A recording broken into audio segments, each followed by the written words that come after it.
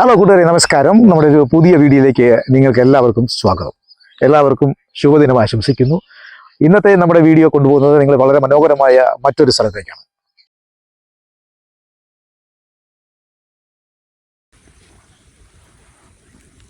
നമ്മളിപ്പോൾ നിൽക്കുന്നത് പത്തനംതിട്ട ജില്ലയിലെ അടൂരിനും പന്തളത്തിനും ഇടയിലുള്ള കുരമ്പാല എന്ന് പറയുന്ന ഒരു വലിയ മനോഹരമായ ഗ്രാമഭംഗി നിറഞ്ഞ ഒരു ദേശത്താണ്.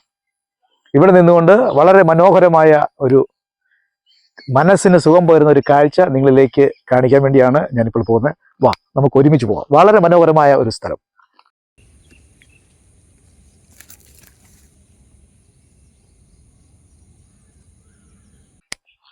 മനസ്സിന് കുളിർമ പകരുന്ന വളരെ മനോഹരമായ ഒരു സ്ഥലം. ഇനി ബാക്കിലേക്ക് നോക്കിക്കോ. ഭയങ്കരമായ മനുഷ്യനെ മനസ്സിന് അവിടെയൊക്കെ ആൾക്കാർ വന്നിരിക്കുന്നുണ്ട്. ആൾക്കാർ ഇങ്ങനെ വന്ന് കാണാൻ വരുന്നുണ്ട്. മനോഹരമായ ഒരു സീനറിയാണ്. കണ്ടിട്ട് വേറെ അഭിപ്രായം പറയും.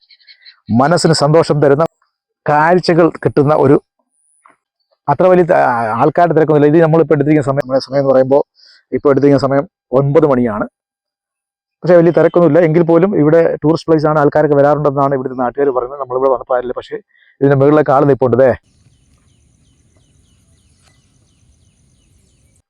അവിടെ നിന്ന് ആൾക്കാർ ഫോട്ടോയൊക്കെ എടുക്കുന്നുണ്ട്.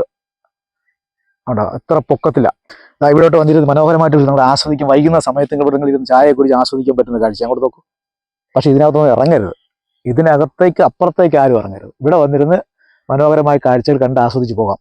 അല്ലാതെ അങ്ങോട്ട് ഇറങ്ങാനോ അവിടെ നിന്ന് സെൽഫി എടുക്കാനോ ഇതിൻ്റെ സൈഡിലേക്കൊന്ന് പോകാനോ ആരെയും അനുവദിക്കുന്നില്ല. അതാരും ചെയ്യരുത്. അത് തെറ്റാണ്. കാരണം കണ്ട് ആസ്വദിക്കാൻ പറ്റുന്ന സ്ഥലങ്ങളിൽ ആസ്വദിക്കുക മാത്രം ചെയ്യുമ്പോൾ ഡേഞ്ചറസിലേക്കുള്ള ഒരു കാര്യങ്ങളും നമ്മൾ ആവർത്തിക്കാതിരിക്കുക. നോക്കൂ, ഇതിൻ്റെ പേരാണ് മാവരപ്പാറ.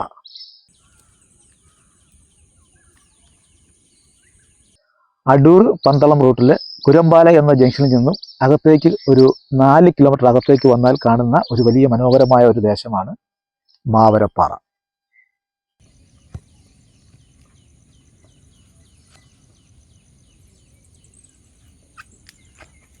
മനസ്സിന് സന്തോഷം പോയോ?